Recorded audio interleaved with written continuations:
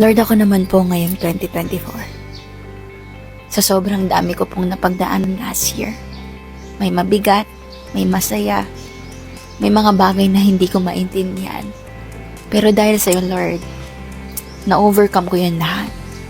I pray, Lord, na kung ano man po yung pagdadaanan ko po ngayong taon, isustain mo pa rin ako, tulungan mo pa rin ako na magpatuloy. I pray na i-remind mo ako, Lord, na dahil sa iyo, kaya ko ang lahat.